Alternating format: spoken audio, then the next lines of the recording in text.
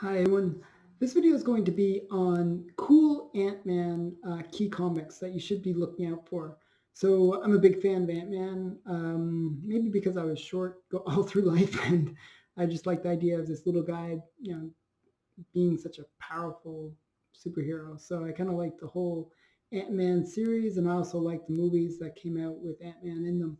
So if you're a fan, like I am, of the movies, these are the comics that kind of relate to the movies and the ones that are kind of key issues within the Ant-Man series that you should probably look out for. Um, and we'll start with this one.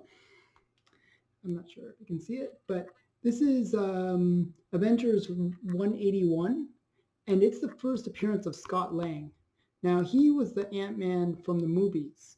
He's not the original Ant-Man, that's Henry Pym, but he is the Ant-Man from the movies, and he made his first appearance in this book. But he was not costumed, he was just made his first appearance here.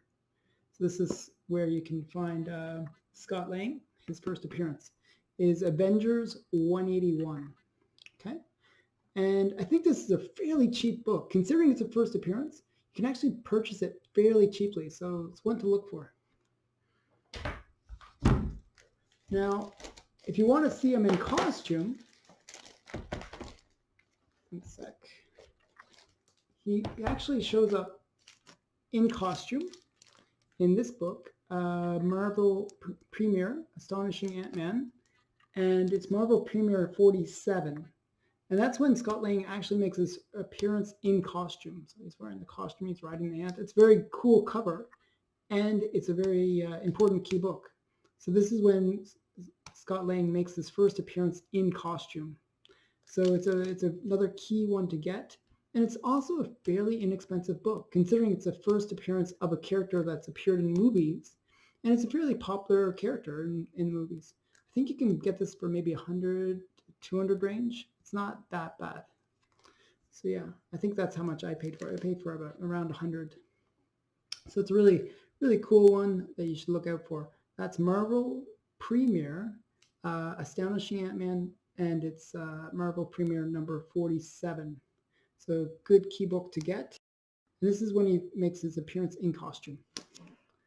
So the next one is we go back now, back in time to the very first appearance of Ant-Man as an Henry Pym.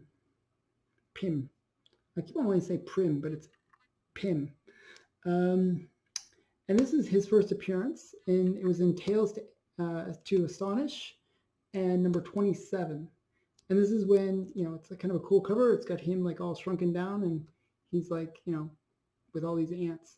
So it's kind of a cool cover. He's not in costume again. So they seem to, with Ant-Man comics, they seem to always like to have the first appearance out of costume and then first appearance in costume.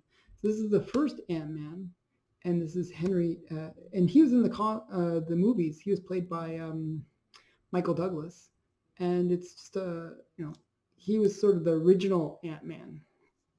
So this is from 1962. So it's a really cool comic. This is obviously a bit more pricey than the other ones. I think this was a few $100. And a high grade. This is a low grade. This is like a 3. And this is a restored copy. So it has like slight restoration. So a high grade, like non-restored copy is going to be like many thousands of dollars. So you can get probably a lower grade for a few hundred. So it's Tales to Astonish number 27. So yeah, really great comic. And the next one, obviously, is when he appears in costume. So that would be Tales to Astonish number 35.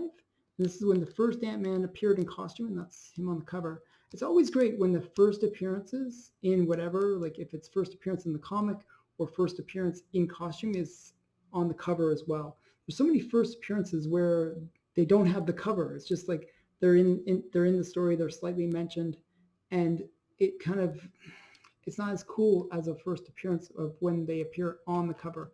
So it's always great when you have the character appear on the cover in their first appearance. And this is the first appearance of the Ant-Man in costume. That's him wearing his little Ant-Man costume. So it's a really cool comic. So that's Tales to Astonish number 35 from 1962. And the next one, and this is the last of the ones I'm going to show today, is this one. I might have to take it out of the bag so you can see it a bit better. Yeah, there we go. This is Tales to Astonish number 44. And this is an important one because this is the one where the Wasp, the original Wasp, the one that's in the movies is not the original Wasp. It was well, there's two versions of the Wasp in the movie. So the older woman was the original Wasp, and this is her here. So this is the original Wasp, and she becomes like the girlfriend of Ant-Man, Henry Pym. And yeah, so her name was Janet Van Dyne, and so she was, the original Wasp.